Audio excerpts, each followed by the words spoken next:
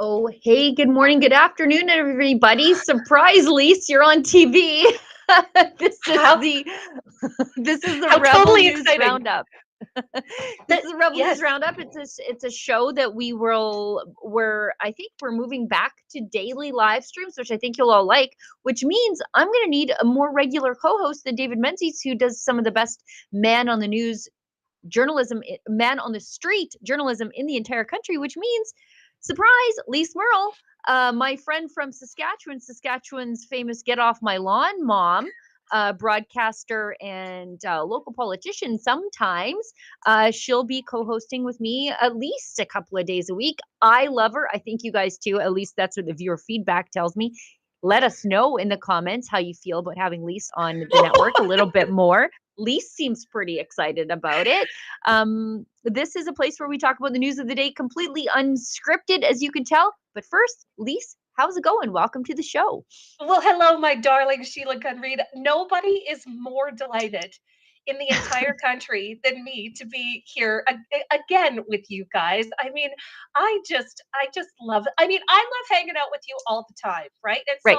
the more Sheila Gunn-Reid I can get in my life, the better. But I especially love the people that watch us on Rumble. They get all spicy in the Rumble live chat. I mean, those guys are just the best. Just to kick it off for those people who are watching us on the Rumble on our Rumble stream, please drop in the live chat where you're watching from because I love maps. Okay, and I'm gonna go Google where you're watching from after this. So please let me know where you're watching from, and yeah, nobody could be more excited than me about this latest development because we love Rebel News and we love Sheila Gunn-Reid, and so doing this a couple times a week is just awesome. Oh, that's so nice. And basically, the viewer gets to sit in on our daily chats that we Yes. we have with each other. So welcome, because we share tweets and then we talk about them privately. So now you get to experience what our friendship is like, um, as as like a voyeur, I guess, a little bit, but Yes, also well, it participant. is it is kind of voyeuristic, isn't it? Yeah, yeah, it is Yes. kind of, but I mean, we're a great deal of fun when we team up, and we've been doing this for a very, very long time. Sheila and I actually, just for everybody wondering, Sheila and I met back in the olden days on Twitter, back in the olden days on Twitter, when 2011, maybe. truth like it has been a couple like coming up on 2 decades, right? We're going to be Yeah. doing this for 2 decades, but we were both stay-at-home moms, work at Mhm. home moms, raising babies and telling off the left and trying to make each other laugh, and we've just never stopped. And so Right. so we're just so pleased to be able to share our unique brand of humor and charm with you guys. Yeah. It's a This is an Oprah full circle moment for us. So Yeah. thanks so much for Minus the new minus age nonsense of Oprah. minus the Oprah. I mean, yeah, yeah, an Oprah like full circle moment. But yeah, Yes. nobody could be more delighted than us. And I'm glad that I'm co-hosting with you today because we've got some very lease-centric topics today. Yes, so big things happening in the United States that I know Lise cares about, and I, as the mom of a high-level female athlete, I care about these things too. But I should tell everybody how you can get involved. Yes, please tell us where you are watching us from, because Lise and I like to tootle around in the summertime, and we just might tootle out to wherever you are, especially if you're on this peculiar prairie where we live. But this is the Rebel News live stream. As I said, it's completely unscripted. We talk about the news of the day, and we like to give you our spicy hot takes and sometimes our cold takes. We want to hear from you. So one of the best ways that we can hear from you without the censorship of YouTube is if you watch us over on Rumble, because they don't care about your political beliefs. They won't censor you based on those things, and they won't censor us either. And they allow you to support our work completely out of the goodness of your heart because you support Rebel News, unlike what Justin Trudeau does with the mainstream media, just giving them your money, even though they're unwatchable liars. On Rumble, you can leave a paid chat. It's called a Rumble rant. If it's over the $5 US, we are obligating ourselves to respond to it on air, but don't let that be the bar for entry, because if we have time, and you know how we love to make the time, if it's under the US $5 limit, we'll make the time if we have the time to read it on air. And even sometimes the free chats, like if you guys are super funny or clever, someone will grab that chat and send it to us, and we'll do our best to address it on air. So, Mhm.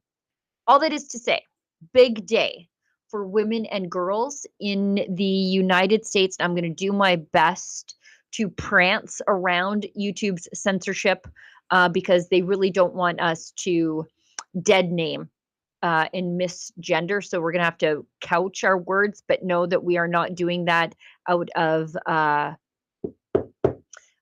acceptance We're of doing it out of necessity. Yeah, we're doing it necessity. out of So necessity. Yeah. please understand that because while respecting our own consciences.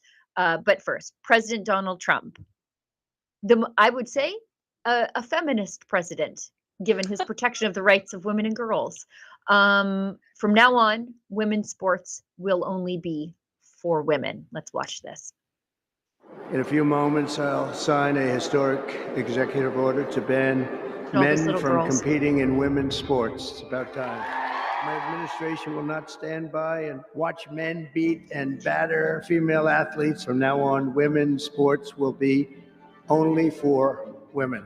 In recent years, the radical left has waged an all-out campaign to erase the very concept of biological sex and replace it with Riley. a militant transgender ideology. We're honored to be joined today by many incredible advocates for women's sports, including the brave swimmer at the forefront of this battle. And Riley Gaines is a person that I've been watching. With my action this afternoon, we're putting every school receiving taxpayer dollars on notice that if you let men take over women's sports teams or invade your locker rooms, you will be investigated for violations of Title IX and risk your federal funding. There will be no federal funding. With this executive order, the war on women's sports is over. We are restoring sanity and common sense, defending the rights and safety and pride of the American people, including our great female athletes.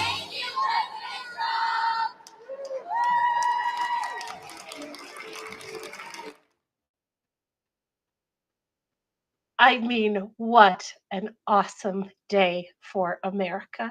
What Yeah. an excellent day for female athletes in America who have been denigrated, who've been attacked, who've been humiliated publicly by a press that is funded by their federal government to humiliate them in public.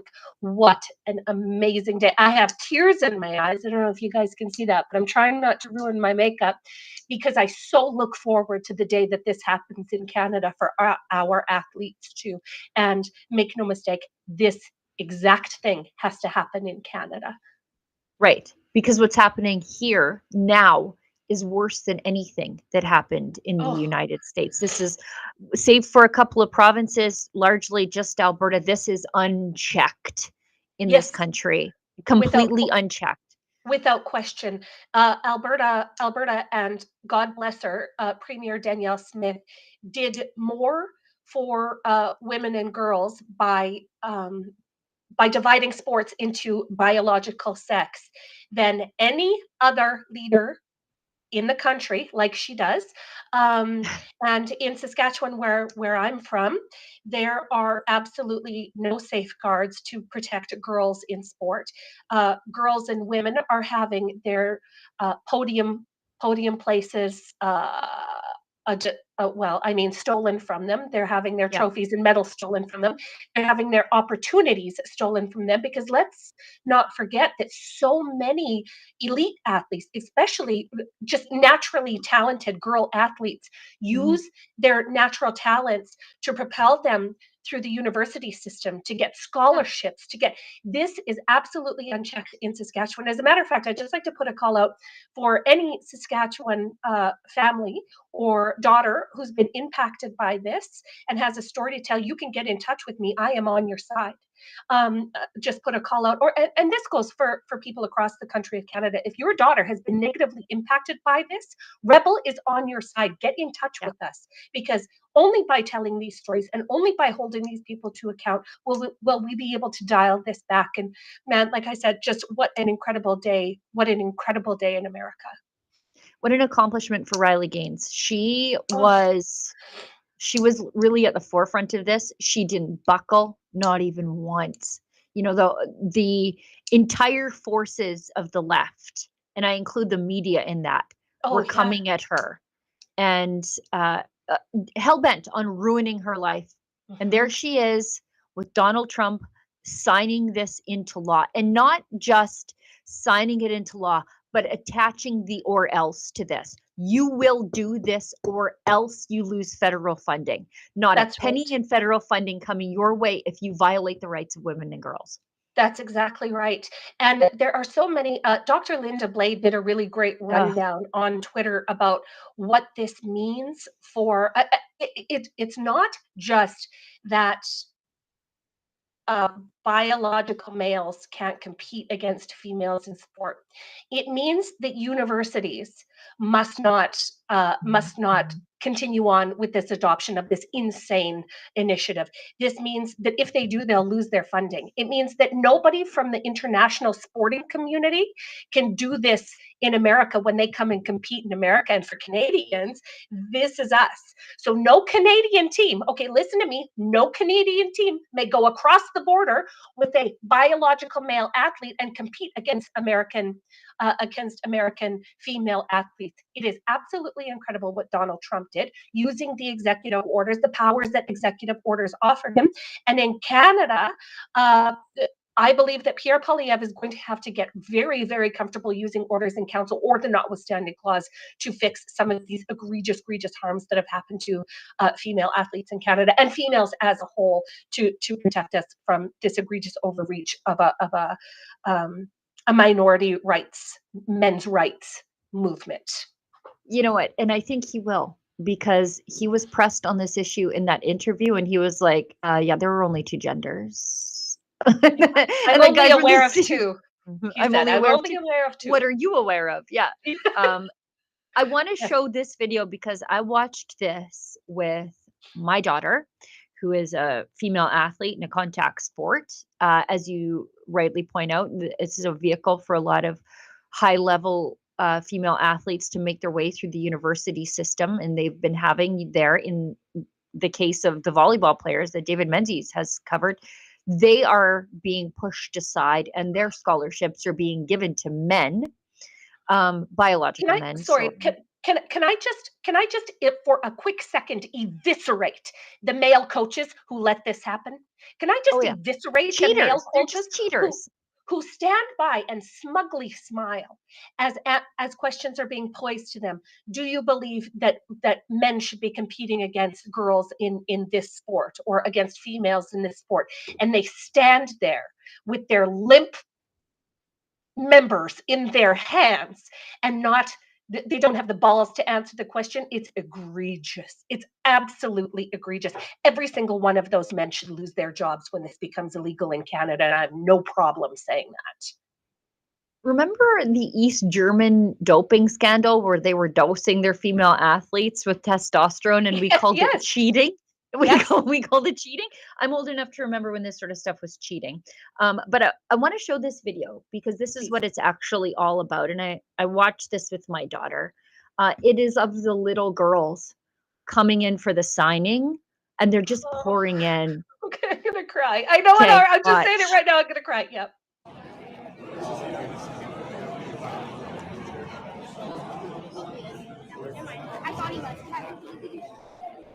My heart.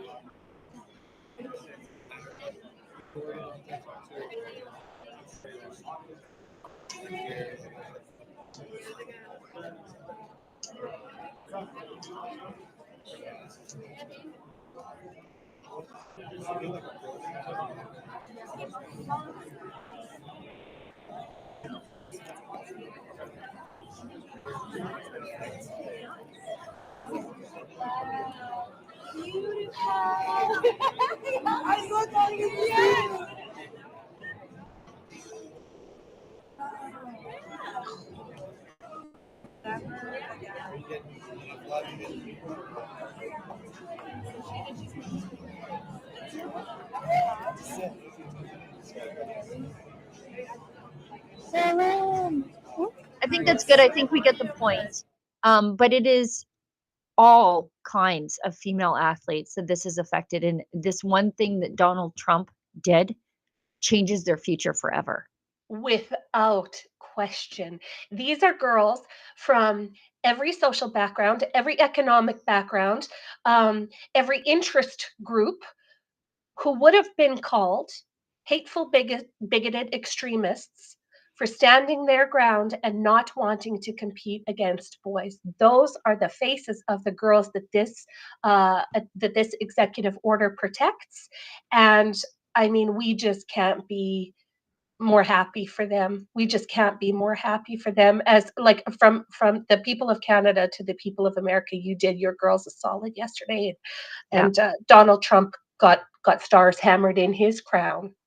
Yeah, we await our turn. Now, speaking of radical extremists, if you get all your news from the mainstream media, J.K. Rowling, who actually should be a feminist darling given the success that she's had with writing books and pulling herself out of poverty.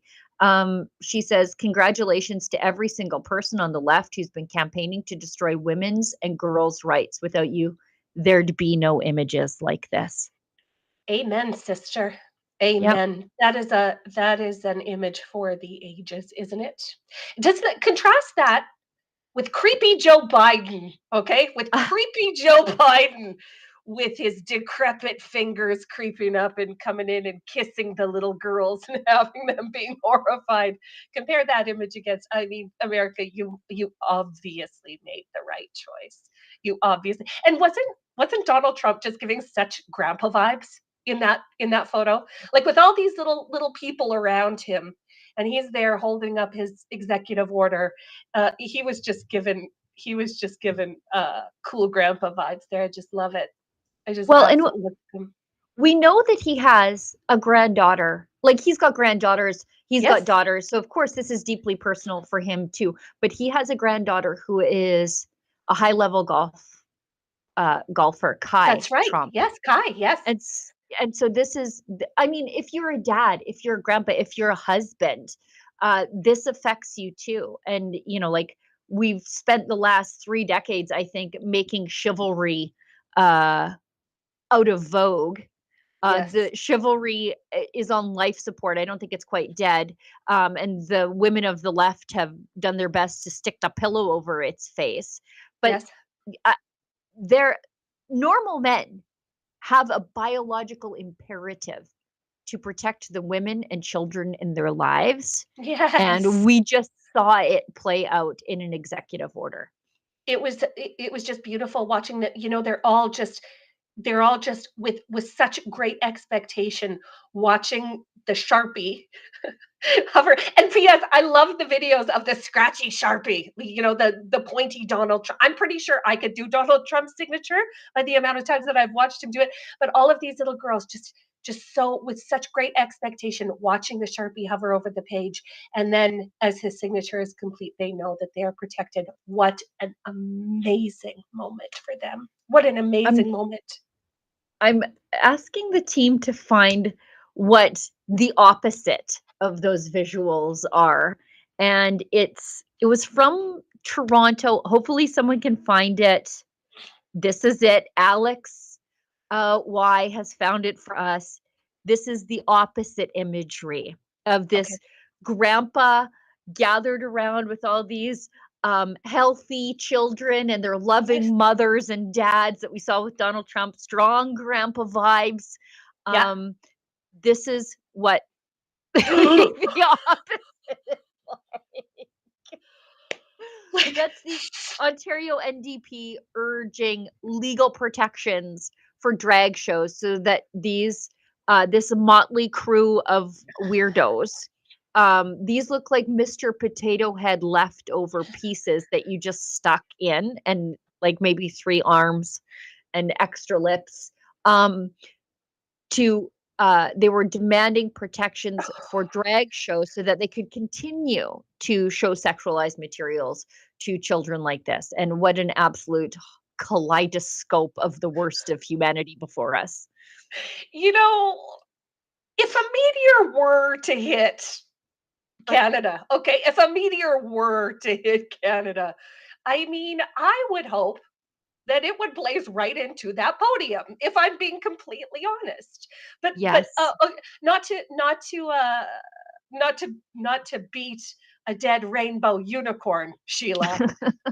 um, um, but the federal government just gave that group, for protections of that group, Right. another $40 million Right. in this last week. There was a big shiny sparkly Right. announcement that group just got another 40 million taxpayer dollars to continue the devious, awful work that has been allowed to happen in Canada.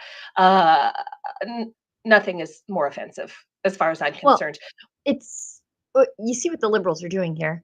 They fund these groups because they're going to need help campaigning. So they take Oh your yes, money and give it to these groups so that these groups can point at the Conservatives and say, you can't vote for those guys. They're a bunch of racist blah blah blahs. Look at us. We're the normal ones. it's the This is what they mobilization do. of Yeah. yes, it's the mobilization of political operatives. This is what they do, and they did it just before an election, while while tariff gate was Mhm. melting down in the universe, while thousands of Canadians are living on the street, while 25% of us are accessing food banks, 50% of those people being children, and we are able to find $40 million for Yeah.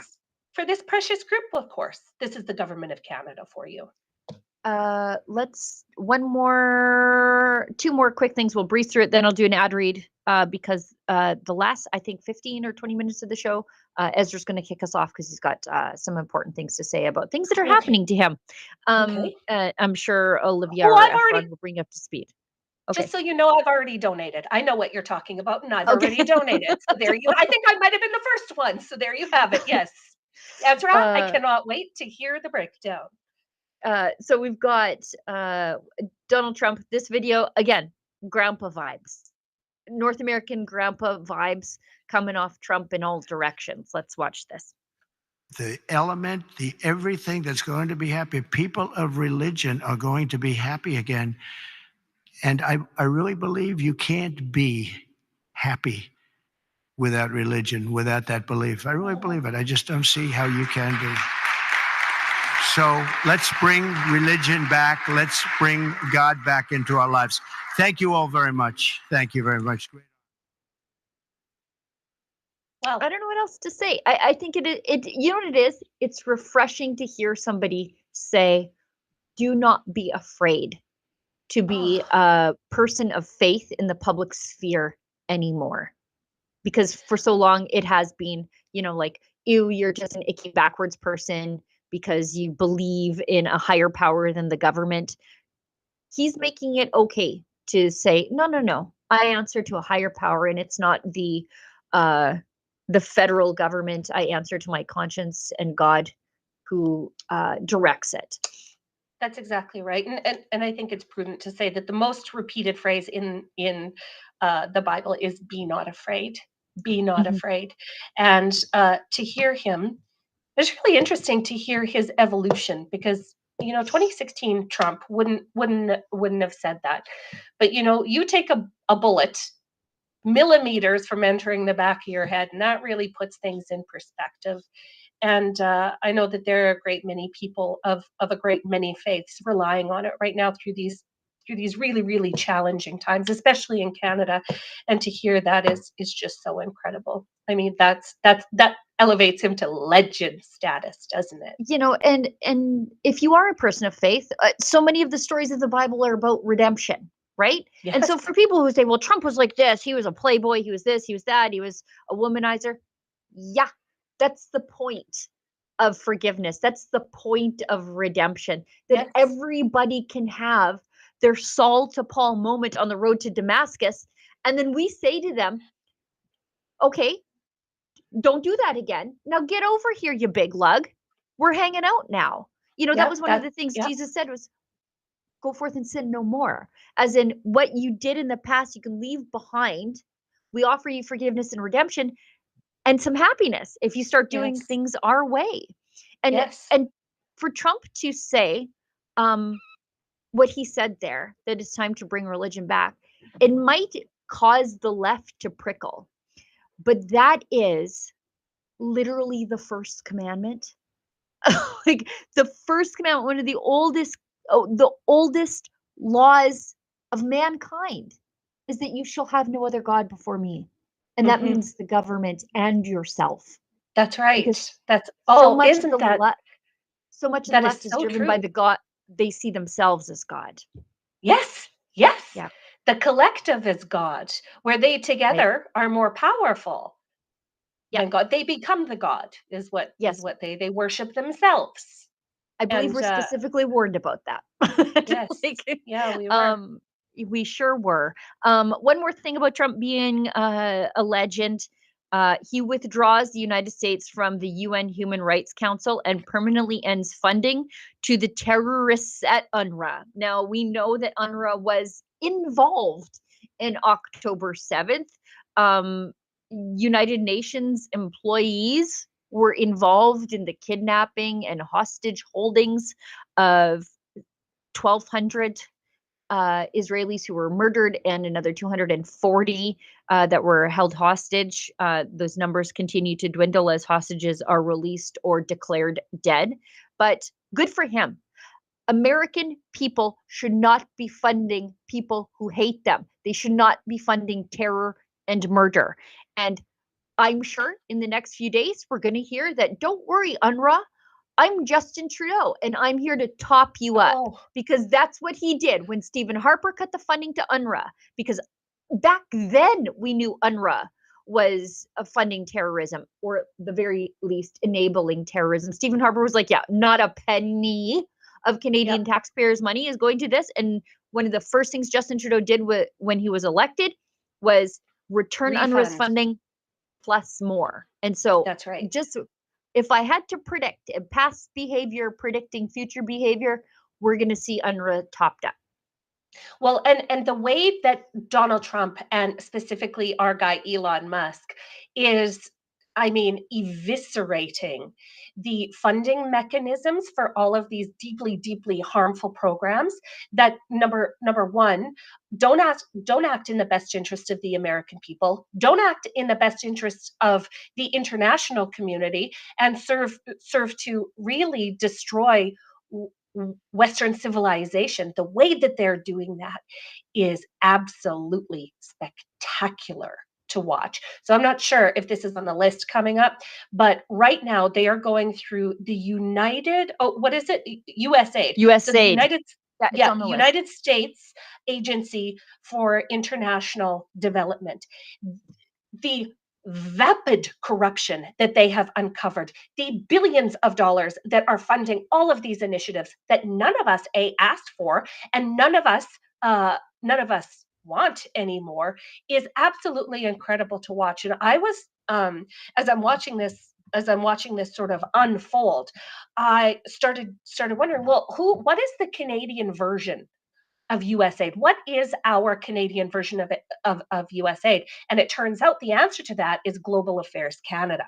Global Affairs, but it's also everything. Like the federal government just gives out money from all departments, and it doesn't even have to seem to be within the purview of the department. But Global Affairs, it's huge. I'm going to ask you to put a pin on that because we actually have your tweet from that as the list the list perfect. of Okay, we'll do. Efron's a trained professional. Okay, so put a pin on that. I'm going to do an ad read, and then Olivia, perhaps you could whisper in my ear, do we have a Rebel News ad that we need to run also? Okay. Okay, and then we'll talk about the global affairs, and then I think Ezra's going to jump on. It sounds like he's going to be ready in a couple, 2, 3, 4, 5 minutes. So, Patriot Addict. Folks, Trump is finally back in office, and it's only going to get better for the Americans from here.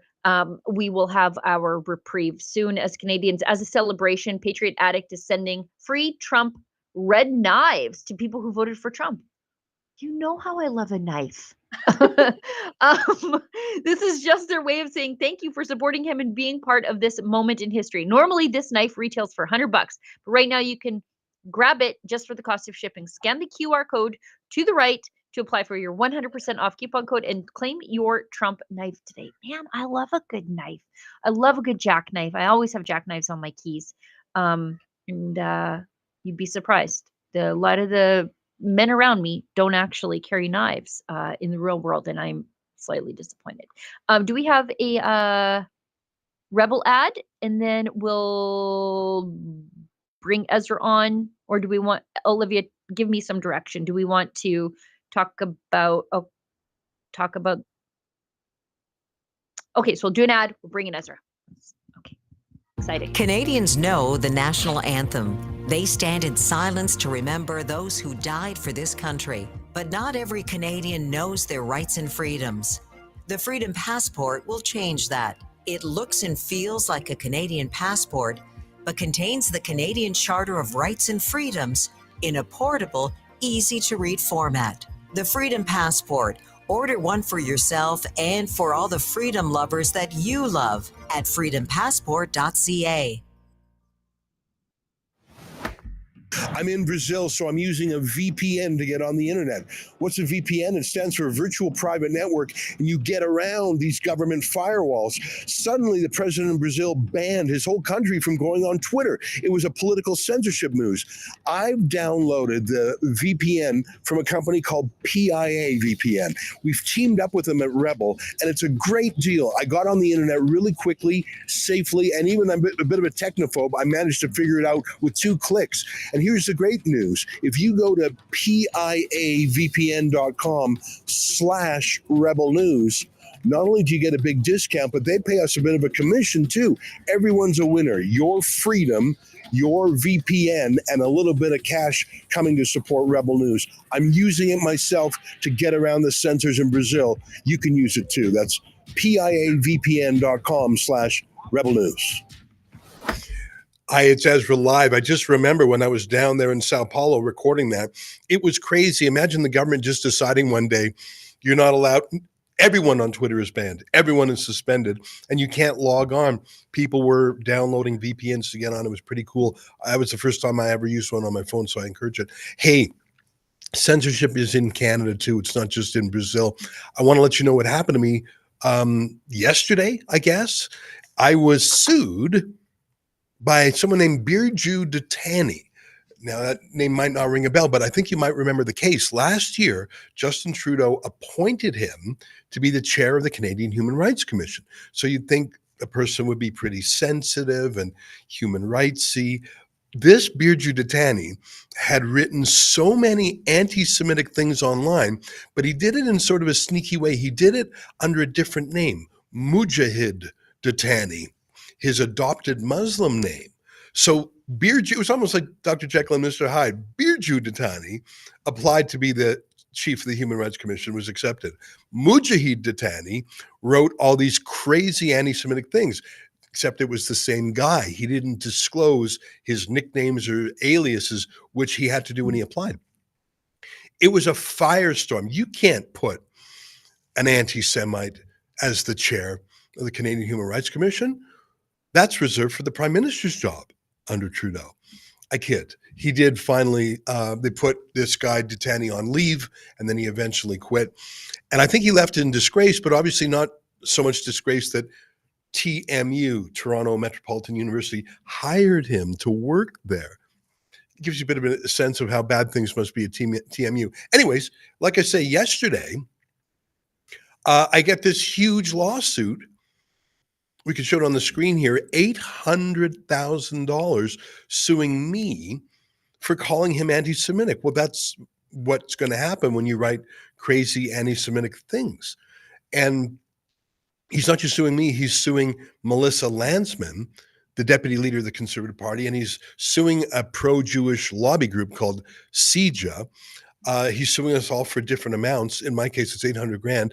I think it's absurd. I think it's what they call a SLAPP suit, strategic litigation against public participation. Look, if you write, let me give you an example of things he wrote. He wrote that Jews today are like the Nazis, and Hamas today are like the Jews hiding in the Warsaw Ghetto. He said, obviously, he's with the boycott, divest, and sanction Israel group. He actually wrote that terrorism is a very rational strategy. He appeared on panels with extremists, including one guy who was a member of a terrorist group called Hizbut Tahrir, which is a criminalized terrorist group in dozens of countries. Like he went to a protest outside an Israeli embassy and was quoted by a newspaper denouncing Israel. This guy was basically the kind of guy who you see in Canada today with a Palestinian flag, shouting crazy from the river to the sea genocidal chants. In fact, that was one of the chants at the protest he was at. That's the guy Trudeau chose as the human rights boss. And I'm going to give Trudeau the benefit of the doubt that even he's not crazy enough to have appointed someone knowingly. They hired an outside law firm to investigate how this happened. And the law firm said, oh, no, he's not anti-Semitic. He just said some anti-Israel things, but it's not anti-Semitic. But they acknowledged that he hid this from the government. So that was the fig leaf of his excuse for quitting. It's insane to me that he's suing me and Melissa Landsman and CIJA for calling him anti-Semitic when he wrote so many anti-Semitic things. And he was on so many crazy panels. Like, would you be on a panel with a member of a terrorist organization? That's not just, LARPing. That's not just play acting anymore. This guy, the chutzpah of him, and instead of just going away and keeping a low profile, he is suing. Obviously, a censorship move, obviously a slap lawsuit, as they're called. I haven't spoken to Melissa Landsman or CIJA, but I can't imagine they're going to bend the knee for this guy. We'll see how it goes. The plaintiff, Birju Datani, had a press conference in Ottawa today, which I think maybe sort of shows you what's up. This is his attempt to sort of refurbish his reputation.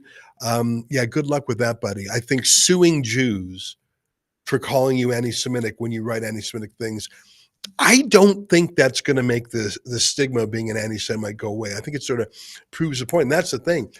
If you Google his name, Birju Datani, Birju Datani, Dattani, you'll see that hundreds of news stories were written about him. If you type it into Twitter, Birju Datani, on Twitter, you'll see thousands of people calling him out as anti-Semitic. It's his anti-Semitism what did it. It's not us calling him anti-Semitic. That's the secondary response. The primary cause was him doing and saying crazy things.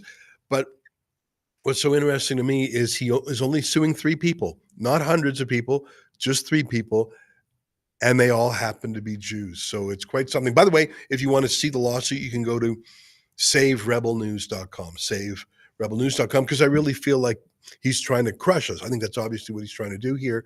$800,000 is obviously more money than Rebel News could bear. That would nuke us. And that's his goal. That's him on the left there. That's me on the right, if you're wondering who's who.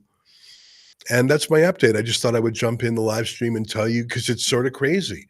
And or you could just call it Thursday at Rebel News. Like crazy things happen all the time. I should tell you, we're always cooking up exciting things. We always have exciting projects on the go. Most of them we choose, but every once in a while we're thrust into a controversy we did not choose. And this is an example of that. But if you're wondering if I'm going to bend the knee, if you're wondering if I'm going to break down and say, I'm sorry for saying your anti-Semitic posts were anti-Semitic, and I'm so sorry for hurting your feelings when you said the Jews like me are the new Nazis, it's not going to happen. And I don't know how this lawsuit's going to go, but I think he should have in life just chosen a quiet life. Instead, he's chosen to make his anti-Semitism the central topic of the discussion. And I don't know if he knows what that's going to be like in a real court, because he's used to these human rights kangaroo courts. I'm not sure if he's ready to answer questions about his anti-Semitism, because he will face them a little bit more rigorously than the liberals asked him about it. So that's my update.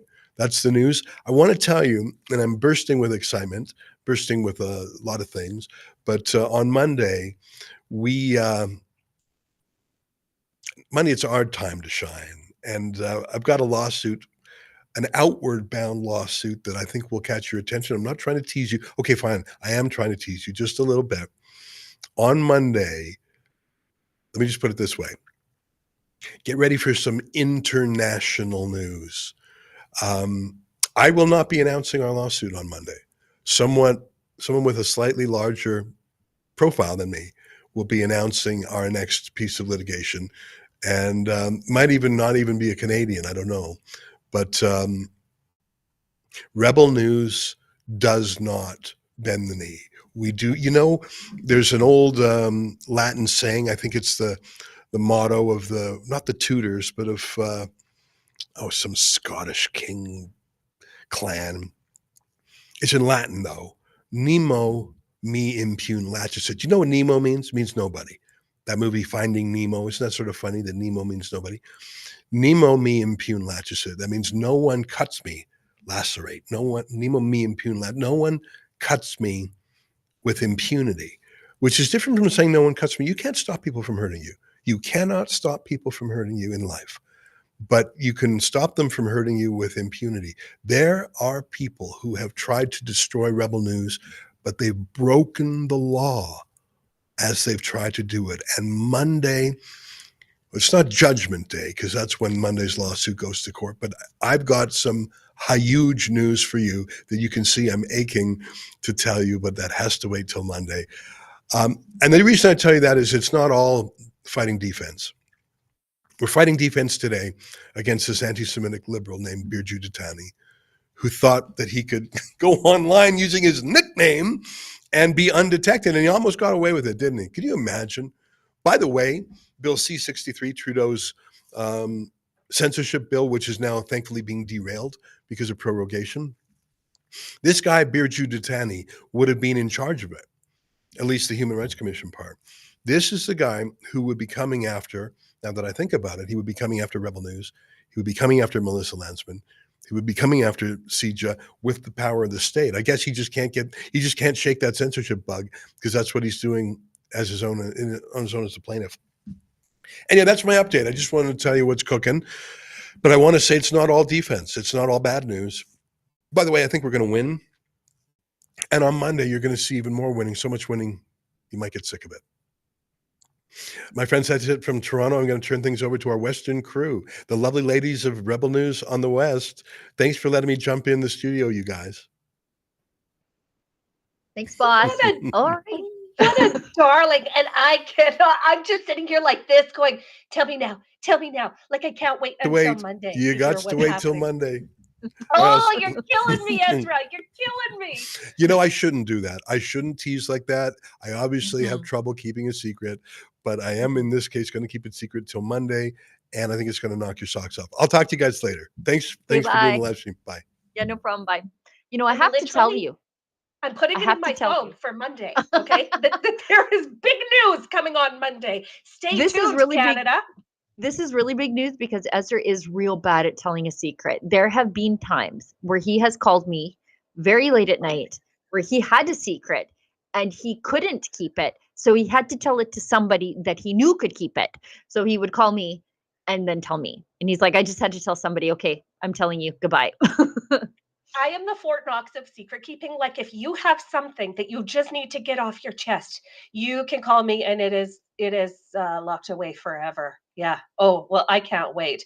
But this Datani, I mean, what a scumbag. What an absolute scumbag. Like what a piece of work, hey? Of course, because he wasn't able to ascend the throne of the Canadian Human Rights Commission, okay, and use the long arm of the government to punish his detractors and his critics. Of course, he would attack Rebel News in a slap suit to try and make us be quiet. Well, Datani, I believe that this is not gonna go in your favor, and I think that this is just gonna shine a big old crazy spotlight on the way that bureaucrats and especially failed bureaucrats use these types of lawsuits to silence criticism. Yeah. and it was something that Ezra pointed out, and I noticed it right away when I looked at the list of people he was suing. I'm like, tell me you're not an anti-Semite, and the only people you're suing are Jewish. You know, Right? like a lot of Yay. people said a lot of true but mean things about you. The only people you're suing are Jews. You know? Okay, so the thing that perked my ears up was that he was trying to use like what, like a burner account or like a Yeah, shady account to sell. yeah, his nickname. Really? I wanna see all of this. Like I want to see every single part of it because I love nothing more than when that happens, when people think that they're operating under a shroud of anonymity, and then it turns out that they are very, very corrupt and very famous public servants Yeah, that are trying to do that. Like that is actually that is one of my favorite things that happens in I the know news it when is. that's revealed. So can't wait. Can't wait to hear all about it, Rebel. Keep going. And just for the record, you guys, go to what was it? Sheila SaveRebelNews.com Yep. and donate to the legal defense. I did that as soon as I got the email this morning. I was like, yep, because we wouldn't be doing this for you if it weren't for your support, Canada. Right. And so whatever you can contribute to that legal defense would be more than appreciated. But we are nothing without you. And it's only because of your support that we are able to do this. So yeah, SaveRebelNews.com. Yeah, and if they can shut us up, then imagine what they could do to you. Oh, there would be nobody telling your stories. There would be Yeah. nobody brave enough to tell your stories. It costs a lot of money to be brave in this world. It sure And does. it really does. And to look this cheap, Sheila, like our friend Dolly Parton said, costs a lot of Yep. money to look this cheap, but it does cost a lot of money to be brave. So whatever you can contribute to that fund is so appreciated by us. And thanks so much. Now, speaking of bravery, I have an event I want to tell everybody about, and it's an event that I would love you, Ms. Lise Merle, to be my +1 for. And it is an event with our friend April Hutchinson. She is doing an event with Fire and Ice, so that's Canadians for Truth and Theo Fleury. So it's on Saturday, February 22nd, 2025. April Hutchinson, NHL legend Theo Fleury, and our good friend Rebel News alumnus Adam Sos are coming to one of my favorite venues on the face of the earth, Church in the Vine, where Lisa and I have had pizza in the parking lot in lawn chairs. That's in Edmonton for Fire and Ice. The event is, of course, being put on, as I said, by our good friends at Canadians for Truth. You can learn about April's incredible story, her resilience, her victories, the challenges that she's overcome, and now her fight for fairness in women's sports for all women and girls. To get your tickets, go to canadiansfortruth.ca. This is a wonderful venue. Pastors Tracy and Rodney are incredible people. They took a stand during COVID. The Alberta government came after them, slapped them with an $80,000 fine. With help from the Democracy Fund, they were able to fight back. They are in our documentary, Church Under Fire. They tell their story of doing their best to be a place of refuge for the isolated during COVID, and their incredible victory over the hands of the state. Wonderful people doing wonderful things, an incredible venue, giving a voice to Theo and April, and that's on February 22nd. So please go, and I'll be there, and hopefully Lise will be there too. Oh, I would like to take this opportunity to reply, like RSVP, Okay. yes to that invitation. So Edmonton, we will see you on February 22nd. And if only just to spend time with April Hutchinson. She Yep. is one of the most exemplary humans I've ever known. Really, she is a wonderful woman. And Church in the Vine, I don't think that I'm exaggerating here when I say miracles work their way through that building. Mhm. And just to experience the atmosphere there, and the magic that really happens there is incredible. So yeah, that's what we're doing in the cold, dark Canadian winter. It'll just be a bright light right in the middle of it. So yes, if you're in the Edmonton area, please join us on February 22nd at Church in the Vine with April Hutchinson and Theo Fleury. Yeah. Now, the thing we put a pin in before, we're going to come back to. So we'll start by my article from a couple of days ago, and I don't take credit for the data in this article. I just saw that Franco Terrazzano from the Canadian Taxpayers Federation was tweeting about it, because a lot of this relies on his research, because he was responding to what's happening with US aid and Doge coming in and saying, no more feminist basket weaver subsidies. Thank you very much. We need to respect the American taxpayer. And so Franco was tweeting about all the stuff that the Taxpayers Federation has uncovered. And I thought, well, heck, I better grab that and write that up. So the expenditures range from bizarre projects to luxury travel perks. And so my breakdown was $8,800 to fund a sex toy show in Germany, $12,500 to let seniors in Taiwan, Austria, and Australia discuss their sex lives on stage. Horrific. With no involvement from Canadian seniors. That's the one bright spot. It wasn't your Grammy, it was foreign Grammys. $1,700 to fly a Canadian chef to India to cook Indian food. And I think this is one of the Dragon's Den chefs. And I think he was then on the panel to select Canadian senators, independent senators. Then we've got, yeah, and just the corruption. Oh, yeah. $12.5 million spent on vacant land in Senegal. $41 million wasted on buildings in Afghanistan, which were soon abandoned by the Taliban. So we gave them to the Taliban, and the Taliban's like, we don't even want this. $15,700 spent on a cartoon exhibit at the Canadian Embassy in Washington, D.C. This is why Trump doesn't want to deal with us. $1.7 million in a failed effort to push carbon taxes on other countries.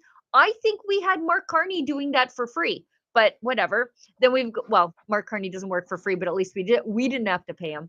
$12.7 million on promoting Canada at the Oscars in the US, Cannes in France, Berlinale in Germany, and South by Southwest in Australia, and also in Texas. $17,000 spent on limousine services for the Governor General Mary Simon while she was 71,000, Sheila, not 17, $71,000. These numbers are giving me dyslexia because they're so troubling. On the Governor General in Iceland, $220,000 on high-end airplane catering for Trudeau and his entourage during a 6-day Indo-Pacific trip.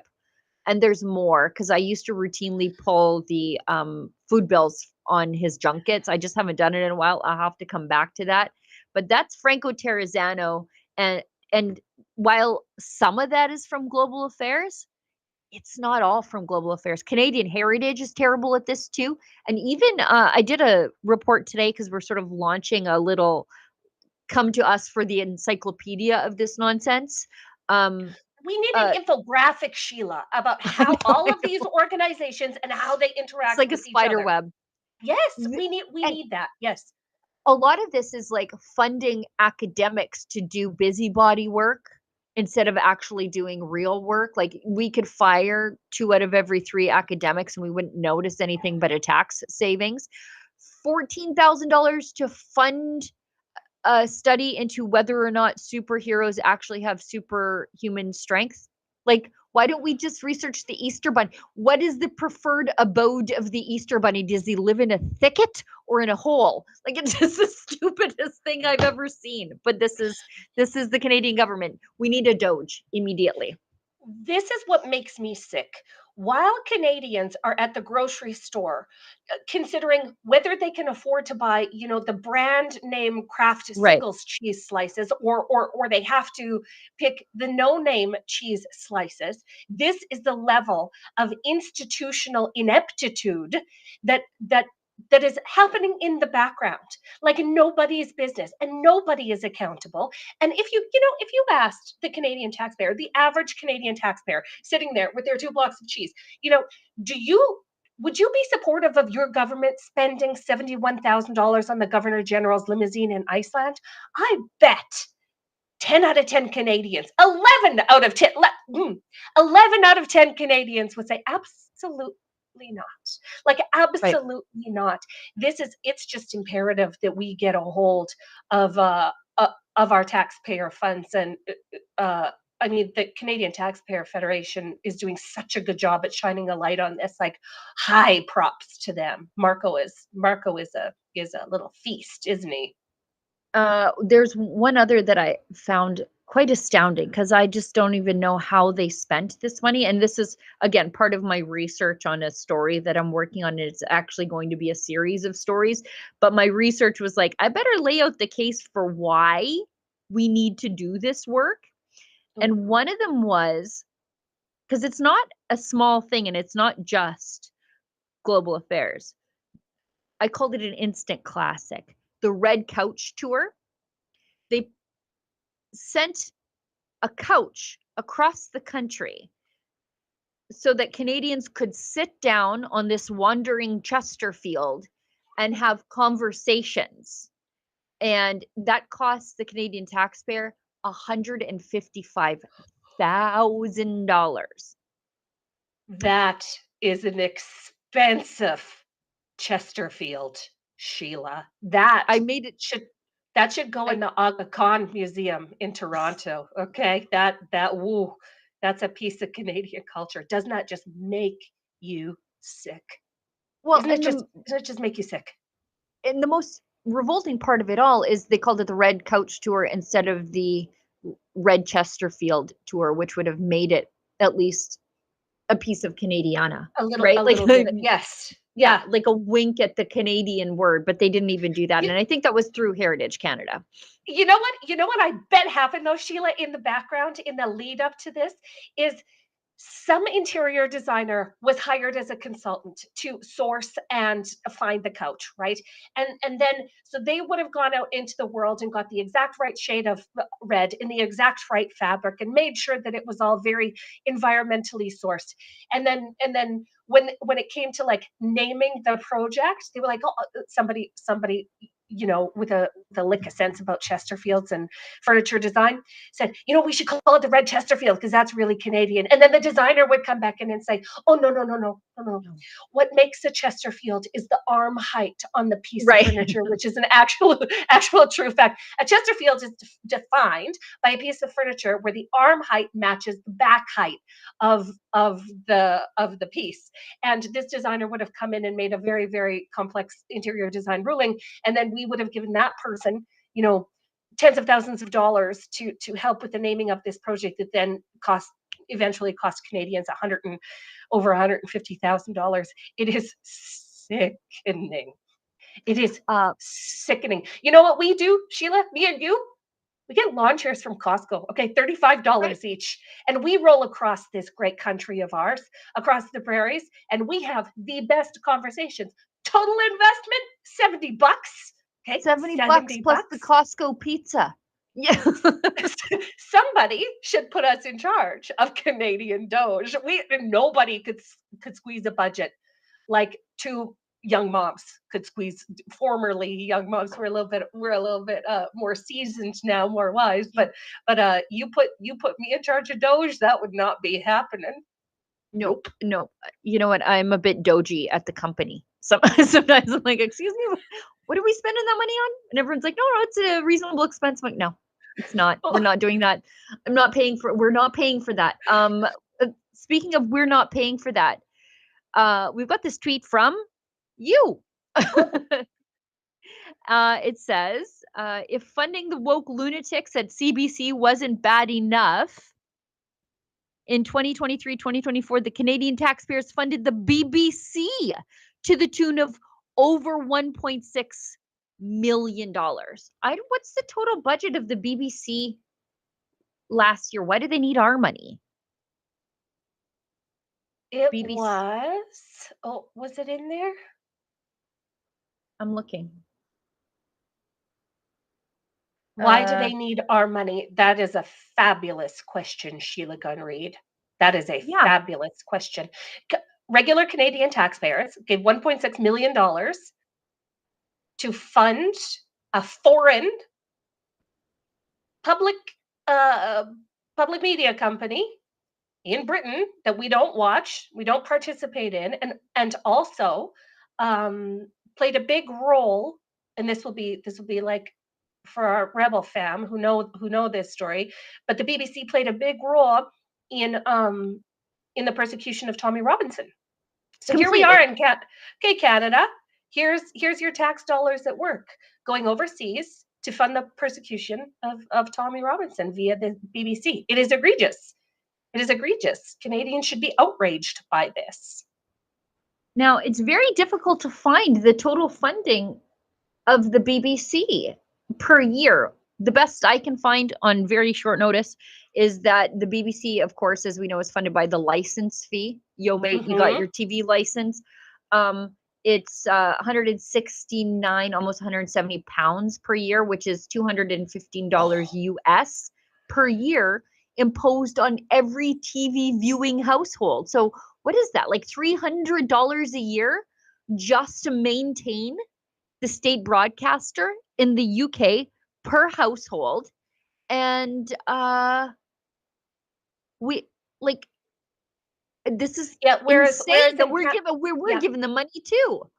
Whereas in Canada, we pay the fees built into our provider, right? Like our provider has to deliver Canadian content, the CBC included, and then a portion of those fees are then delivered back to the CBC. But in Britain, outside of the $1.5 billion, they also get mandatory carriage fees. In addition to the $1.5 billion in public funding that the CBC gets. Yeah, but in Britain, you have to, like, you actually just get an invoice to your house. Hey, wanna watch Saturday morning cartoons? Pay us $200 for your TVs in your house. And that's been their funding mechanism since the birth of the BBC in the 1940s. And you can't get away from it. Now, there's more ways. Speaking of which, I thought this was interesting that somebody pulled up Politico. Tom Quiggin did. Ooh. He says, as it turns out, the government of Canada was also subsidizing Politico, so a U.S. news outlet, by buying outrageously priced subscriptions. This is interesting because, okay, so 90,000 in 2024, total value earlier in 2019 was $116,000-ish. Now, here's what I find funny. Trudeau just went on Politico, or Team Trudeau just went on Politico to talk about the tariffs. Won't go really, not on any real Canadian media outside of the CBC.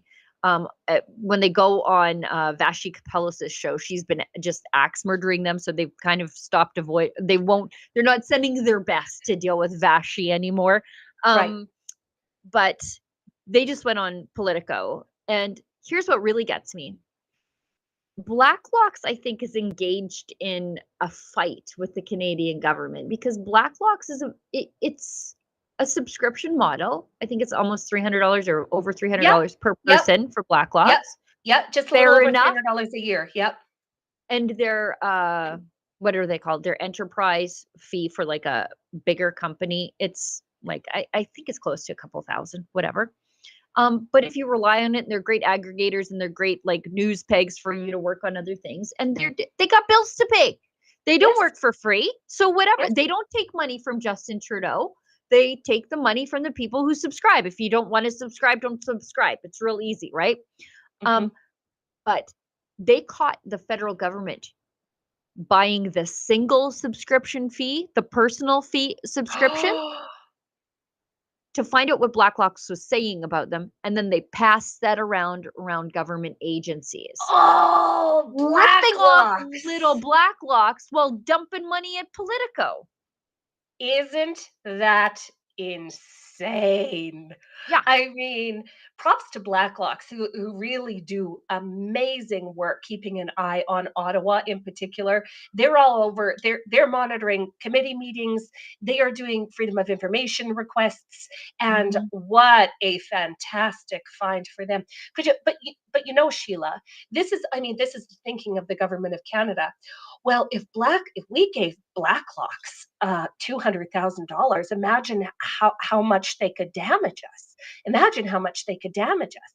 But I mean, this is this just goes to show you how anti-Canadian and how anti-democracy our federal government actually is. I mean, good for Blackhawks. Well done, them. I'm a huge fan of their work. Oh, me too. They do Mhm. such great work, and I understand how terrible it is to sit through several hours, like a full day's worth of committee hearings where you're just having an out of body experience from the boredom. And then one exciting thing happens and you have to be watching. Otherwise, you're not going to catch it. So you're Yes. just trying to pay attention while Yep. trying to do other things. And you're suffering. Like you're suffering. This is some sort of scientific experiment on the Torture. Resilient, Yes. yeah, it's Gitmo stuff. It's about the resiliency of the human mind, and then all of a sudden you catch the one thing that you have to, and they do that every day, every day. Mental waterboarding is what they do. And Sheila, make no mistake, they do that on purpose. You know why? They want to, and government, whether you're talking about municipal or provincial or federal, government is always guilty of doing this. What they do is they go into their meetings and they try and lull you into a state of mental catatonics so that you won't actually, you know what I mean? You sort of tune out because they do not want you to get to the crux of what they're hiding. Like when we've watched Sheila, oh, leaked Zoom calls from Oh yeah, Union, right? All of the land acknowledgements and the announcements at the beginning and all of the self-flagellation that happens at the very beginning, 45 minutes of that kind of garbage right. is enough to make almost anybody tune out. They want you to tune out so Oh yeah, that you have to actually, it is a form of torture. You should consider taking that to the Canadian Human Rights Commission. I should. Now, actually, Blackhawks took this all the way to the federal court. What did I they? just looked it up out of the corner of my eye. So a federal judge ruled that, and this was based on the federal government sharing Blacklock's password. That the judge ruled that Canadians may share media passwords without payment or permission. So basically stealing a subscription from these outlets. And this is the same federal government that just gave $200,000 to Politico for subscriptions. They weren't willing to pay for the enterprise subscription from Blacklocks. Why? Because Blacklocks holds the government to account. So Blacklocks caught Parks Canada managers circulating a single password by email. I think they filed an ATIP and got them. Yeah. Yes. So it said the court accepts that Parks Canada was subject to Blacklock's terms, said Barry Sukman, senior counsel with McCarthy Tetro of Toronto and adjunct professor of intellectual property at Osgoode Hall Law School. Those terms clearly limited the use by Parks Canada. Genevieve Patineau, a manager at Parks Canada, purchased a single password at the request of the Environment Minister's office to see one story, records showed.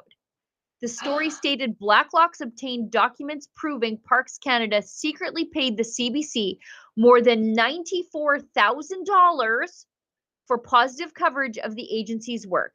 Neither Parks Canada, of course, or the CBC disclosed the cash for coverage payment.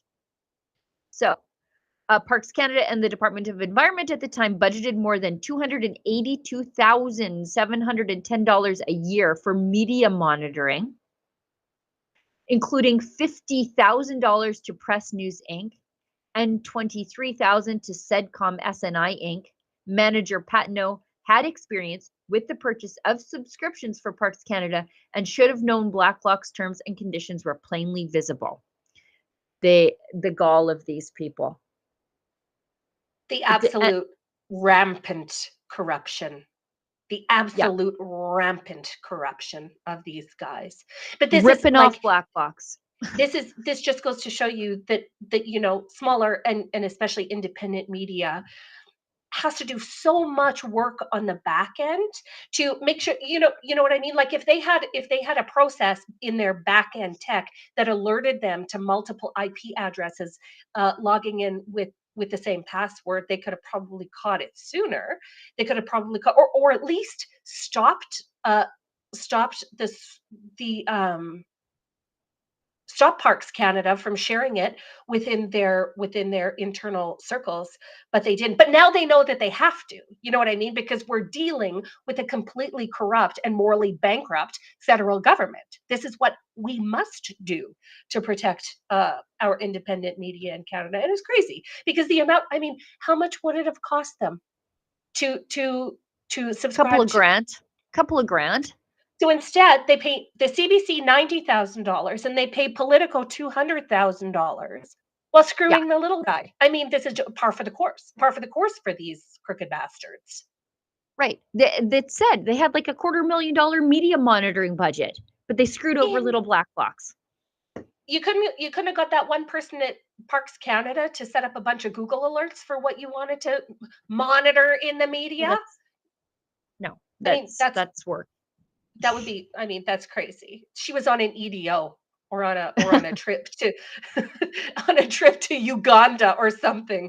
Right. Via what was it? What was it? The Canadian one? It's just Global Affairs. Global Affairs, not Foreign Affairs. Global Affairs Canada. Yeah. Yeah. We've got a quick ad read and then we'll go into just some of the fallout from tariff mania. It's affecting the pantyhose, I'll have you know. So not it's going the to be pantyhose. Yes, it's going to be bare legs for us this year. Okay, this one is from 1775coffee.com. Do you enjoy the free speech that Rumble is protecting and fighting for? Our show on Rumble right now is only possible thanks to our viewers supporting Rumble's platform by purchasing Rumble's products. Most of you drink coffee every day. That's why you have to try Rumble 1775 coffee. It's actually some of the best coffee, and it's the same price as the coffee you buy now, but it's way better. Why? It's without the bitter taste of censorship. Rumble's 1775 coffee is free from chemicals, yet rich in flavor. This is because their beans are sourced from high-altitude farms in Bolivia, handpicked, roasted weekly at their facility in Miami, and then delivered fresh to your doorstep. And as believers in freedom, buying from Rumble helps fight back against woke corporations like Starbucks and Dunkin' Donuts. Join the coffee revolution and brew rebellion with Rumble 1775 coffee. Go to 1775coffee.com, use the code STUDIO, and get a free month's supply of their cognitive boosting supplement Limitless when you buy 2 bags of their coffee. Think about that. It's a crazy deal, and the supplement is worth more than the 2 bags of coffee. So go to 1775coffee.com and try their amazing coffee. Olivia, do we have a Rebel ad, or can we just go into tariff stuff? I guess we're going to tariff stuff. Okay, we'll hit the tariff stuff. Let's talk about the pantyhose. SheerTex. Temporary laying off 40% of their staff. This signals that they don't think that Trudeau is going to meet the conditions of the deal that was struck last minute to avoid tariffs, right? He has 30 days or whatever to avoid the tariffs. This is SheerTex saying, we actually don't think he's probably going to do that. So SheerTex laying off 40% of their staff. The confidence of the market is not supporting Justin Trudeau and his proclamations that he's going to get it done for Donald Trump. This is the market showing that they are insecure with Justin Trudeau's promises. They're laying off 40% of the company's staff just because of the promised tariffs. It's a Montreal-based manufacturer of highly durable tights. They employed about 350 people before the cut. She placed the blame squarely on impending tariff changes being made by the U.S., where SheerTex does 85% of its sales. So they're not just hurt by the 25% tariff, but also on the removal of de minimis exemption, which meant all direct-to-consumer orders under $800 were duty-free.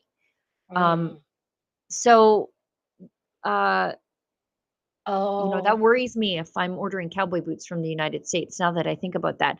But this is, as you say, this is a company saying Trudeau's not going to meet the obligations that that were laid out to avoid these tariffs, like deploying 10,000 people to deal with the border. where are we going to get those people? It's not like there's an excess of RCMP officers kicking around. CBSA is strained to the limit, and we certainly don't have that many deployment-ready troops on any given time, which is why we could be taken over at a moment's notice by anybody, not just the Americans. So I express SheerTech's concerns with what is coming at us. I feel real bad for the 40% of their 350 staff in Montreal who are going to find themselves jobless in these next couple of weeks. And luckily for you, SheerTech, I'm always in the market for some good control top hose. Time So to stock up. I'll be visiting your website, because as long as we can still do business in Canada, then please let's. But how many, where are we going to get these 10,000 people from, Sheila? You ask. How many useless employees does the CBC have? How many employees does the CBC have? Because I would like to see each one of those entitled, Patrolling the border. privileged propagandists over at the CBC patrolling the long, wide border, say between Saskatchewan and Manitoba on a day, a minus 40 day. Then they would know what real work is like, the people at the CBC. But yeah, if you want to free up 10,000 people, Justin Trudeau, that's where you can find them. Lay off the CBC. Just gut the whole place. Hi. Sorry, you were the anchor of CBC Vancouver? Well, guess what? Now you're searching sea cans for a living. Enjoy. Yes, that's what we should be doing. Rosie Barton on the K9 unit. She'd be fighting the dogs for the bones. Yeah, she'd be fighting the dogs for the bones. Oh God, that woman is such a boiled potato. Okay, we've got another story. Varco, Chris Varco at the Calgary Herald. He says, a moment or a movement. Canadians support C2C pipelines near 80% amid threat of Trump tariffs. And then he's got a sullen picture of David Eby, who says, basically, no, we don't need to worry about pipelines. And we're hearing the same from Legault, actually, in Quebec. He's saying the same thing. What do you mean pipelines? I'll tell you what we mean pipelines, my guys. First of all, BC, your export pipeline from Alberta is not an export pipeline at all. It was like a $5 billion project, Trans Mountain, in the private sector. The government wouldn't just uphold the law and let the private company build the pipeline. So they absorbed the pipeline instead of doing their job, turned it into like a nearly $40 billion fiasco, way over budget, way over time. And now they don't know what to do with it. A company would have built this and it would have been fine. Now I got to listen to the Liberals say, we bought you a pipeline. No, you didn't.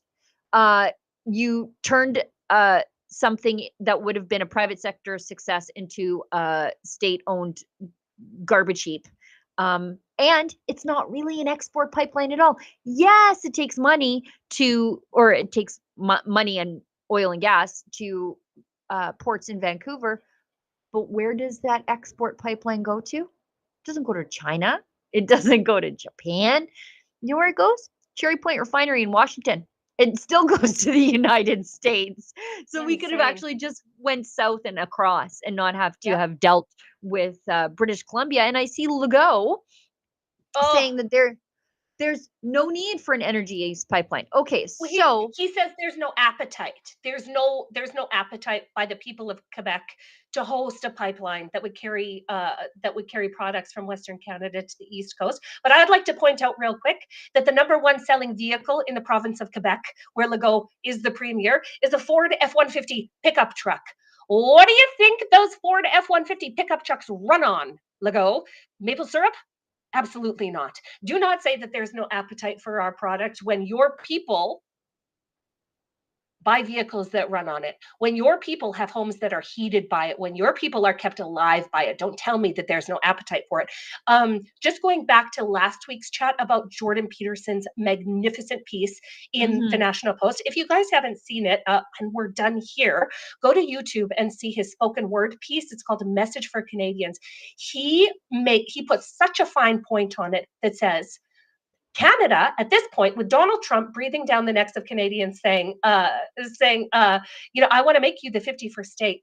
It is incumbent upon the government of Canada and all provinces to make Alberta and Saskatchewan and BC, to a lesser extent, a better offer than Trump could. It was just incredible. His spoken word piece is what I watched just before. This is why I came in like a spicy cabbage roll today, Sheila, because it was so excellent. Now, even to his credit, David Eby, who is terribly anti-oil and gas, he released a list of critical minerals and electricity initiatives they want to advance. But they also include energy security projects like $4 billion Cedar LNG facility and the $1.2 billion expansion of Enbridge's transmission northern gas line. And Legault, he's an outlier on this, even from David Eby. The thing is, if the United States decides to cut off oil and gas to Canada, he's in a world of trouble, because Line 5 and Line 9 cut through the United States. That's and right. 53, and that's oil and gas from Alberta, but it goes to the United States and then goes back Comes up back into up. Canada. Yes. Yeah. 53% of the oil and gas in Quebec comes from Alberta and Saskatchewan. But the other 47% comes from the United States.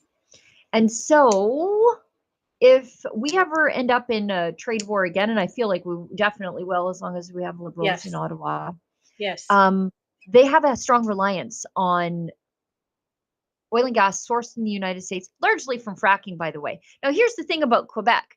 They have banned fracking, which is an oil and gas renaissance. It unleashes gas fields we didn't know were possible. And they're happy to take fracked oil and gas from the United States, from Pennsylvania, from North Dakota, but they won't develop their own. So they're not against oil and gas jobs. They're not even against oil and gas. For some reason, they're against Canadian oil and gas and their own oil and gas. Well, the reason why they can be picky about it, the reason they can ban it outright, the exploration and the development of their own oil and gas, is because of the humongous transfer payments that they get in the equalization formula in Canada. When you are being perpetually funded by the have provinces, by the hard, off of the backs of the hardworking people of Western Canada and North Dakota and Pennsylvania, well, yeah, then you can sit on your little golden pedestal of self-aggrandizement and say, we are far morally superior because we don't do that kind of work here. You know what? If equalization was reconsidered and Quebec had to fend for itself, well, then they would have to make a decision to either develop their own resources or have their people freeze in the dark. And I guarantee that they wouldn't let their people freeze in the dark. And Mark Carney right now, while we have this massive movement, 80% of Canadians saying, yes, pipelines, spiderweb them out, east, west, and north, let's move, right? Yeah. Because they realize now that the lack of foresight of the Trudeau Liberals, and couple that with their green extremism, have put Canada in a very vulnerable and precarious terrible position. Yes. Right. Yes. And we're leaving a lot of money on the table, by the way. Third largest proven oil reserves in the world, and we can't build a pipeline.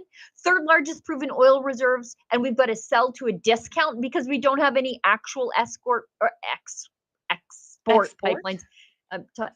Escorts. I'm thinking about the World Economic Forum and Mark Carney. I wanted to talk about Mark Carney and what's happening at the World Economic Forum. So of course I had escorts on my mind. Yes, who doesn't?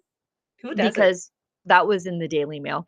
But Mark Carney in 2021, I was poking around, as I do, because I watched the House of Commons committees, and I just was like, when did he have some House of Commons appearances at committees not running for leadership, but as the head of Brookfield Asset Management or as Justin Trudeau's advisor on financial matters. And so he was called by, I think, the Conservatives as the head of Brookfield. And it was in 2021. This was when I think it was this appearance at committee that got Pierre Poilievre muzzled by leader at the time, Erin O'Toole, for being too good at committee with Mark Carney. And he was asked, did you or do you support Northern Gateway Pipeline, which is one the Liberals killed? Harper approved it. It would have been a northern export pipeline from beautiful downtown Bruderheim, Alberta, very, very close to where I live. Bruderheim, all the way to northern BC and then export off to the rest of the world. It would have instantly allowed us to get world prices for our oil, and the Trudeau Liberals had it die on the vine. And so they were asking Mark Carney about this, and he said, yeah, of course, that was a bad idea to ever consider building Northern Gateway. But right now, Mark Carney's like, yeah, we need to build pipelines. And it's like, you liar. You were not hard of remembering, you idiot. You are in committee testifying about it. Maybe I think we found it. I called him Davos man, Mark Carney. Yes. It's a long clip, so we'll just play some of it, but it doesn't matter if we go long. We're broadcasting longer and every day now. So let's watch this. Thank you very much. Well, they can bubble wrap the witness all they want, but these are serious questions to which Canadians deserve answers. I'll move on to another one because Mr. Carney refused to answer the last one. Do you support the Prime Minister's decision to veto the Northern Gateway pipeline, Mr. Carney? I understand the veto of the Northern Gateway pipeline. You support it? Given both environmental and commercial reasons. Do you support it? I think it was sensible. I wasn't involved in the decision, but I think it was sensible. The right decision. And yet your company has invested billions of dollars in oil companies in both Brazil and the UAE to buy pipelines. You bought billions of dollars of pipelines as a company in the last 5 years. Do you support those investments? Mr. Poilievre, there is a global energy system, and one of the issues, I'm trying to explain a bit of how the economy works. One of the Thank you so much. It may help. One of the issues for this committee in thinking about a sustainable transition. Do you support it? Where is Canada's role in those as energy transitions from fossil fuels to renewables, and in different jurisdictions? Into different geography, it matters. It matters, and this is a fundamental point. Yeah. No, I'm sorry. This is a fundamental. You're finally getting to a point You've exceeded that the is time. relevant to this committee's inquiry. What you're saying is you oppose pipelines in Canada, but you support them in the UAE and in Brazil. And there That's it what is. you actually said. There are specific. That's your double standard. It is not a double standard. It is a double standard. No, it's not. You make billions of dollars off foreign pipelines, and you shut them down here at home, putting our people out of work. That you are a representative of the Canadian people, and one of your responsibilities, including at this committee, is to fight for Canadian jobs, and not foreign jobs like you. Exactly, to fight for Canadian jobs, and the types of Canadian jobs that are durable and are going to move forward. Right. I grew up in Alberta. I know the innovative nature of that. Well, go try to give that answer back in Alberta, because I grew up there too, and I can tell you the people. I can tell you the people of Alberta would be ashamed with the answer you just gave. That you would give billions of dollars to foreign pipelines while not allowing Canadians to build pipelines here at home. That is the kind of elite Davos hypocrisy. Could I please, Madam Chair, this is really unbecoming of a member to badger any witness. This is really, truly unacceptable. So, we have a point of order from Monsieur Lemire. Vas-y, Monsieur Lemire. Je veux juste apporter le point de la traduction. I just wanted to note that the translation is very difficult. We know that the conditions are very difficult for interpreters. It's very hard in virtually, so I think that we should act professionally. Thank you, Mr. Lemire. That was the point that I've been trying to make since the beginning of the meeting, that we should not be speaking over each other, because then you can't do translation. Members, I want you to be able to ask your question, and I want the witness to be able to answer, but please don't talk over each other so that we can actually have the translation. I think that anybody watching, Carney, you've just said you support your leader's decision to kill a Western Canadian pipeline that ships the most ethical product in the world. Yet you also support your company's decision to invest billions of dollars in foreign pipelines in Brazil and in the UAE. It's clear that this is not about the environment. If it were, you'd be consistent and you'd oppose fossil fuels everywhere, but you're happy to profit off of foreign fossil fuel companies while killing jobs among our own people. How do you address that flagrant hypocrisy? It smacks of the Davos elite at its worst. Okay. First thing, absolutely, I support Canadian jobs, and I support Canadian jobs today and tomorrow. And in order to have those jobs tomorrow, what we need and what this committee can contribute is an energy transition. The Canadian fossil fuels, Canadian companies will play an essential role. Brookfield itself is heavily invested in Canada, including in energy infrastructure for fossil fuels. But it's also, and we connect collectively as Canadians, and we look to our parliament to support this, need to be putting in place the energies and industries of the future. That means carbon capture and storage. So that means blue hydrogen, and both of which are absolutely essential for Canadian jobs in my home province of Alberta.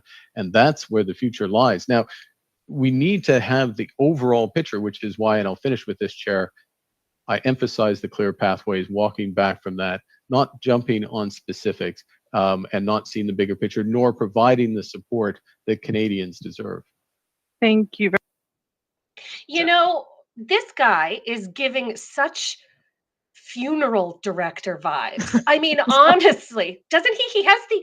He's giving funeral director vibes, and everything he says, the more he talks, the more you can just hear like the language of the World Economic Forum spilling out of him. Like, this is a man who is so ingratiated in those elite circles that he just simply can't go off the script that he's taught himself to say. Just like Justin Trudeau has a script, you know, the one where he says Islamophobia, transphobia, homophobia. He has a script. Right. Well, Mark Carney is just transition, carbon capture, you know, the diversification of our energy model, right, you know, across the globe. Like, this, I mean, this guy is just unreal. But I don't think that I've ever seen a man who lacks in charisma quite as much as Mark Carney. Like this is the antithesis to charisma. And charisma in politics, as many of you know, is very, very important. You must be charismatic at some point. This is human Eeyore right here. Oh, yeah, that's exactly it. He is Eeyore made man. He's just so boring. And like I like a good nerdy politician a little bit. I like Stephen Harper and his like sweaters and his little Lego hair. I like that. I like Polyev with his glasses better than like new Polyev without his glasses. He seems like his hot dad Polyev. Yeah, hot dad Polyev. I kind of like that. I like that a little bit. I just see Milhouse. I see Milhouse when Van Houten when he doesn't have his glasses on. But even those nerdy politicians, they had something about their personality that was, it's kind of funny, it's kind of sharp, and you're sort of looking for this like super smart nerd jab where you're like, oh, where did that come from? It's never coming from anywhere. With Mark Carney, he's so boring, so boring. He is the political version of tapioca pudding. That is Mark Carney, like just bland, like absolutely bland. I mean, I bet that he was great at boring the pants off of the senior kleptocrats at the Bank of Canada and the Bank of England. I bet that, nobody could command a boardroom into abject boredom and oh, what did we just call it? Like mental torture, mental torture, Yeah. quite like Mark Carney. But this, is this the guy, Canada? Is this the guy that we're going to pick to fight with Donald Trump? We need somebody who can get a little bit spicy on our behalf. And just by watching that last piece, is not Mark Carney. It is not Mark Carney. And he said it was the right choice to cancel Northern Gateway, economically and environmentally. And economically, it wouldn't have been a net benefit to Canadians in jobs, in revenue. The fact that it would have instantly allowed us to get market access, none of those things. This guy's a banker. It made sense economically to kill it, Sheila, to his stakeholders at the World Economic Forum, at Brookfield, and at all of the other, Fortune 5 companies that he's involved in.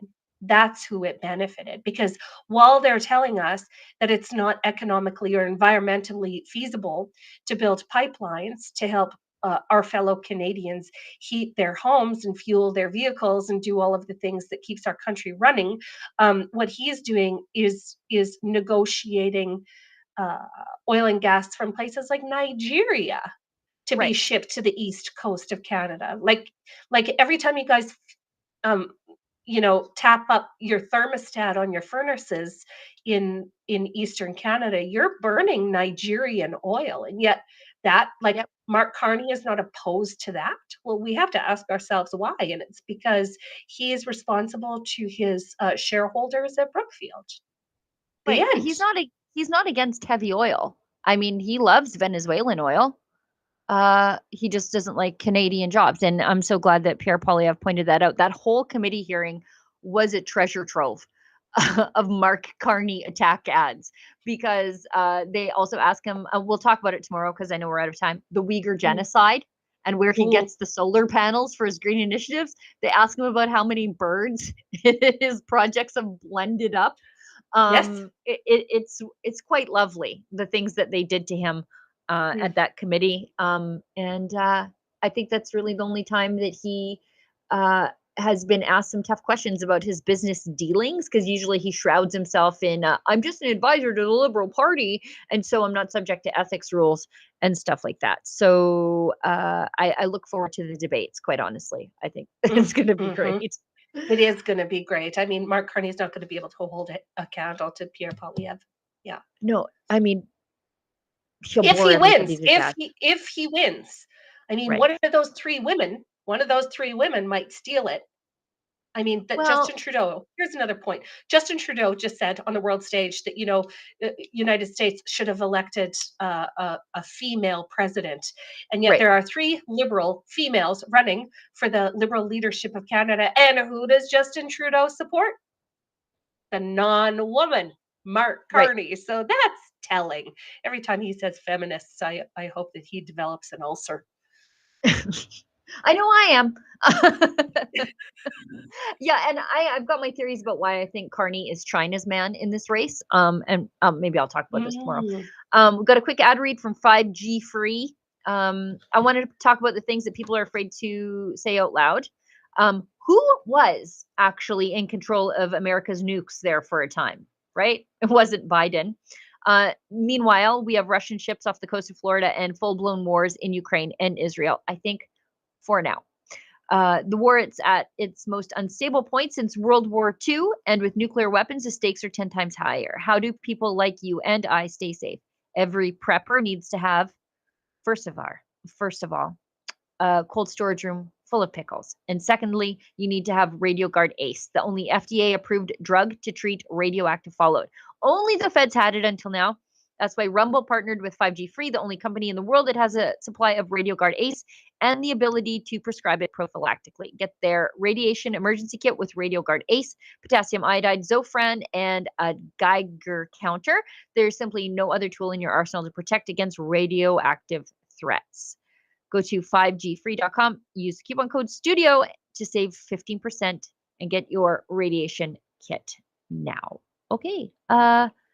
Olivia, I think we hit everything on the list. No chats to read?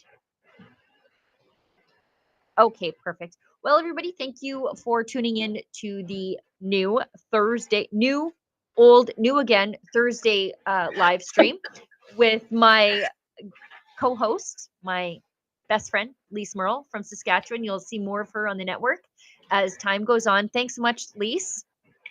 Well, it's been just a pleasure, and thanks so much to everybody who joined us on Rumble, from Cobble Hill to Peterborough to Vancouver Island and Calgary.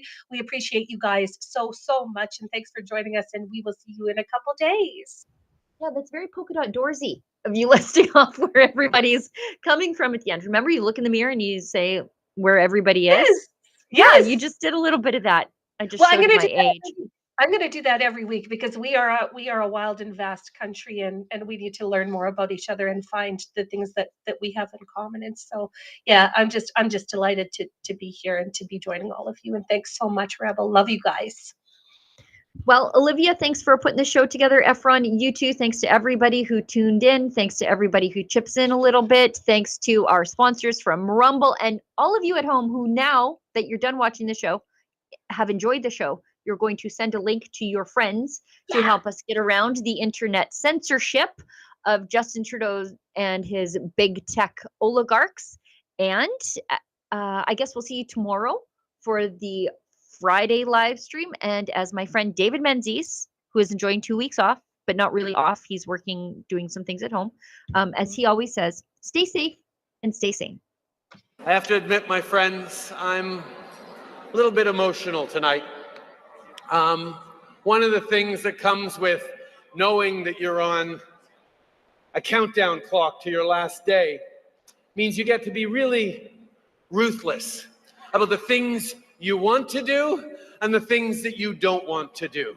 And let me tell you, if I am here tonight with you all, it's because, man, oh man, did I want to see you guys to celebrate one last Black History Month as Prime Minister.